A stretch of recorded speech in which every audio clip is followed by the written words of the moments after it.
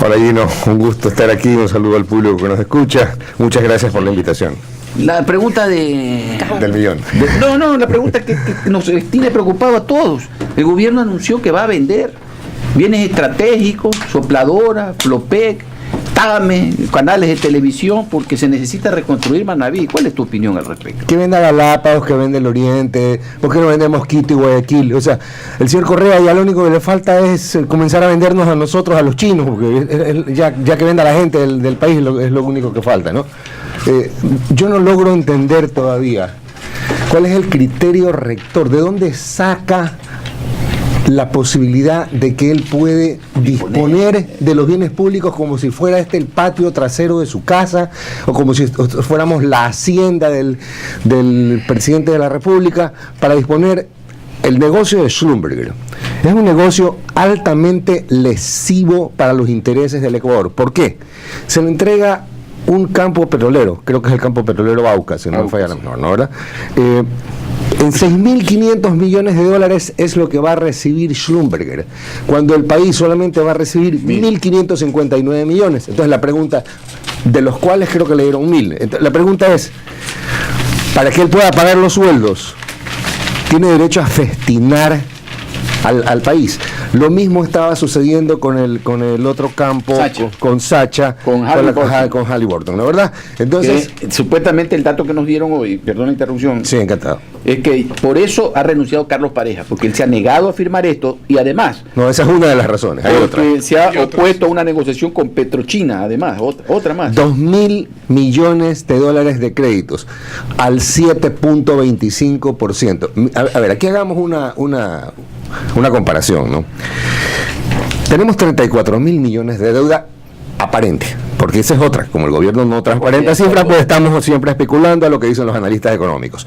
Esos 34.000 millones de dólares al 7% de promedio, que es lo que reconoce el gobierno, significan 2.508 millones de intereses, ¿ya? El banco... Sí, anuales. Hay alguien que dice que son trimestrales, pero eso no lo puedo asegurar, ¿no? ¿Verdad? El Banco Mundial nos prestó al 1.7 el año pasado, me parece que 1.000 millones de dólares. Entonces, ahí tenemos la diferencia. Esos 34.000 millones que nos representan 2.508 millones de intereses anuales con la China, si los hubiéramos conseguido al 1.7%, que es la tasa del Banco Mundial, o al 3%, que es lo que acaba de declarar pues el bachiller Evo Morales, que no tiene 13 honoris causa. ¿Que le presta a China? China le presta a Evo al 3 ¿Y por qué a nosotros? Y a nosotros al 7. O sea, la pregunta que yo hago, y ojalá me esté escuchando alguien del gobierno, señores, pregunto, ¿alguien se está ganando un billete? Porque no hay ninguna razón lógica para que a Bolivia, que tenía más o menos el mismo riesgo país del Ecuador antes de la debacle que hemos afrontado nosotros, gracias al mal manejo económico del presidente, la pregunta es, ¿por qué a Bolivia le prestan al 3? Y a este genio de la economía con 13 honoris causa le prestan al 7? ¿Qué pasó? Alguien se está ganando un billete. Pero también habría que responderse, Roberto, de que el Fondo Monetario tampoco te va a dar 10.000 millones de dólares al 1%. No, yo no he dicho al 1, el 1.7 que es la tasa del Banco al 2.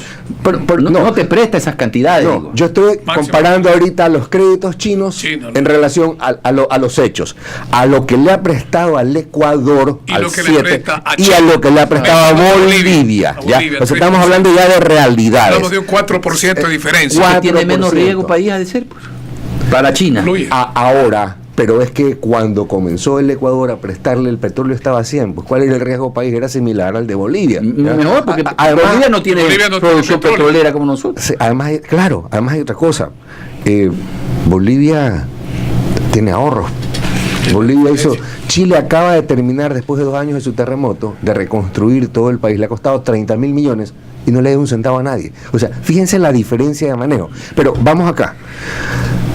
Acá tenemos una diferencia entre los 2.508 que hemos pagado, que estamos pagando intereses, con el 1.7 del Banco Mundial, de 1.800 millones de dólares. La pregunta es, ese manejo, esa pérdida de 1.800 millones de dólares, que se traduce pues en el derecho a la salud, a la educación, a una vida digna, no al buen vivir ridículo que no significa nada, sino el derecho a una vida digna, como establece cualquier constitución y como establece la del Ecuador.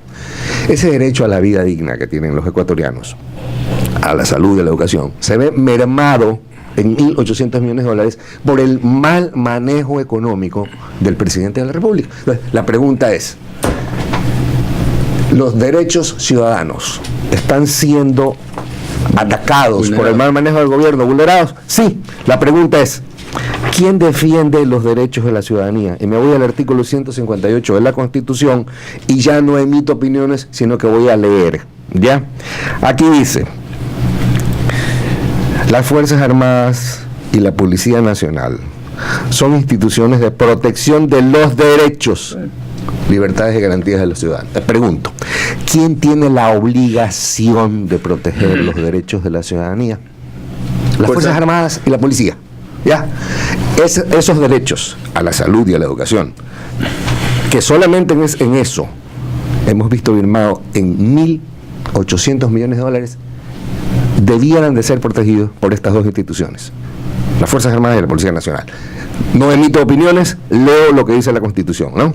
Ahora, la pregunta también que nos hacemos los ecuatorianos es que parte de los discursos que llevó a Rafael Correa a la presidencia era de que denunciaba, dice, las gravosas condiciones del Fondo Monetario Internacional, la disipación que los gobiernos neoliberales con esta famosa ley de modernización y privatización hicieron de las grandes empresas del Estado. Y ahora, ¿qué está pasando con que quiere el gobierno vender esas empresas inclusive estratégicas que por ley no pueden venderse ni sesionárselas? ¿Qué está pasando? Esa nefasta, entre comillas, intervención del Fondo Monetario Internacional acaba de lograr la misión que vino, que se transparenten algo de cifras. Y saben, y esto es noticia, es primicia, ningún medio la tiene. He estado todo el domingo trabajando con expertos económicos hasta las 11 de la noche ayer. Han descubierto, es decir, el gobierno ha tenido que transparentar cifras, han descubierto 8.000 millones que nadie sabía dónde estaban en deuda. Esos 8.000 millones, bueno, ustedes han oído al presidente, pero hace que esto es surrealista, hace pocas horas, atacando a los fideicomisos, ¿no, verdad? Haciendo pedazos a los fideicomisos, porque son instituciones neoliberales, como acaba de decir el doctor Norero. Pues resulta que el fideicomiso No Más Impunidad, cuyo nombre realmente apesta y es una ofensa a la inteligencia de los ecuatorianos. El fideicomiso No Más Impunidad, manejado por don Pedrito Delgado, le debe 8.000 millones de dólares al Ministerio de Finanzas del Ecuador. Es decir, ya no, el hueco fiscal no es, porque en esto tampoco, como las cifras no se transparentan, los expertos, analistas económicos lo ubican desde 6.000 hasta 12.000 millones de dólares. O sea, hay unos que dicen que 6.000, otros dicen que es 8.000, otros 10, otros 12, algunos escuché que 13. Bueno, seamos sensatos, digamos que entre 8 y 12 cojamos la mitad, que sean... El jueves anterior, sí, en el foro para impedir la impunidad de un ex miembro del Consejo de Participación Ciudadana y Control Social, David Rosero, decía que Ecuador pierde 8.000 millones de dólares anuales en corrupción. Corrupción e impunidad. Oye, pero esos 8.000 millones, ¿dónde están? Anuales, eso. ¿Dónde están? Esos 8.000 millones, por eso es que el señor Delgado vive como un rey en Miami. Pues. Y no lo toca a nadie lo quiere extraditar. Nada. Exacto. Pero ¿y para qué? Eso si hubiera fiscal, porque el fiscal ¿dónde está? A ver, yo les digo, ¿dónde está el fiscal? Doctor Norero, usted es abogado. ¿Qué hace la fiscalía dando cifras de muertos para el terremoto?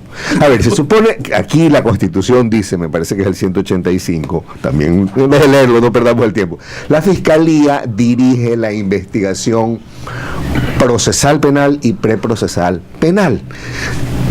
Cuando se trata de una desgracia natural, me estoy riendo porque de verdad que es ridículo lo que estoy diciendo.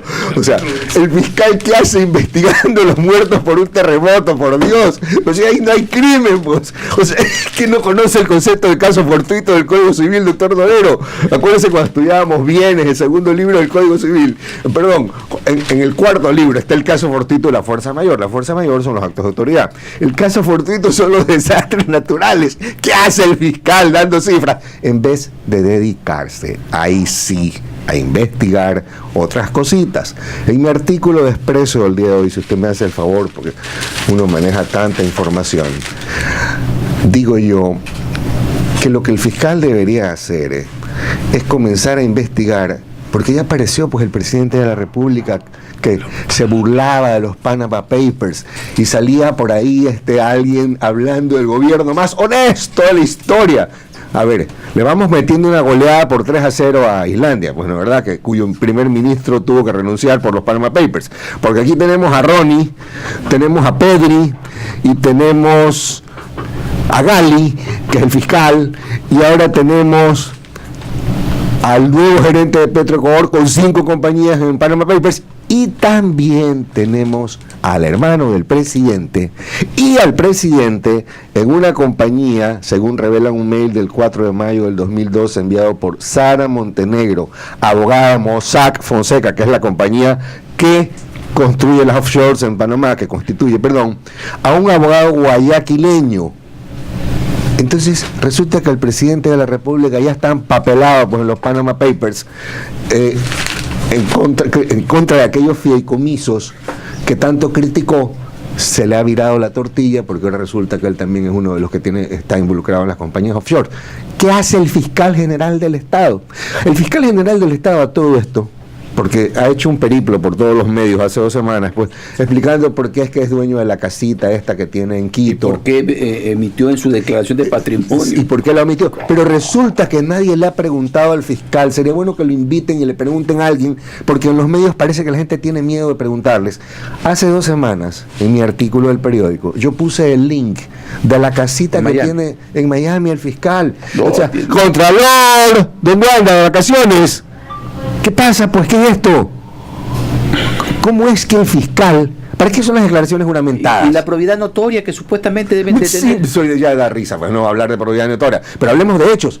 ¿Qué pasó con la casa de Miami? ¿Por qué nadie le pregunta a este señor? Ya debería haber renunciado. ¿Ya? ¿Y cómo la obtuvo? ¿Y cómo? Exacto. Sobre todo, ¿cómo la obtuvo? Con el sueldito del fiscal, doctor Norero, digamos que uno se gane, ¿qué? $8,000. No, pues menos que el presidente tiene que ser 6 Bueno, pero era ministro, ya, digamos que cuando uno es ministro de energía, pues puede ahorrar, no sé. Entonces, la pregunta es, ¿cuánto vale la casita? Tengo entendido que la casita de Quito es una mansión. La de Miami, sé que tiene cancha privada, cancha iluminada, piscina. A ver, ¿cómo tiene estas mansiones con sueldo de fiscal el señor? Pues, ¿de dónde sacó el dinero? La probidad notoria que acaba de mencionar usted. Y por último, que hagan su trabajo, pues. Miren, aquí hay algo importante. En el Ecuador, y usted debe recordarlo, doctor Norero, la acción penal antes le pertenecía al pueblo. Ustedes recuerden que antes del año 2000 uno iba con su firma de responsabilidad presentada en la acusación particular, el juez lo mandaba a reconocer la firma, y claro, como en todas partes, si usted abusaba de ese privilegio, de ese derecho, tenía que responder, pues la acusación se la declaraban maliciosa y temeraria y le seguían un juicio. O sea, así era el sistema. Pero resulta que ahora tenemos un sistema constitucional en que el dueño, el propietario de la acción fiscal, que antes era el pueblo, es el fiscal general del Estado. Entonces, como nadie lo investiga a él, porque si el fiscal general tuviéramos el otro sistema, yo ya le hubiera trancado una denuncia, ya. Doctor, pero la acción para llamarlo a rendición de cuentas está todavía en la asamblea. Pero esa es otra, pues, ¿qué asamblea? Pues, vean lo que le están haciendo a Dilma Rousseff, es que sí se dan cuenta, ¿no? Nos han construido un sistema blindado para proteger a las autoridades. Dilma Rousseff está siendo enjuiciada, esa es la forma, y aquí se han inventado otra para distraernos, que es la revocación.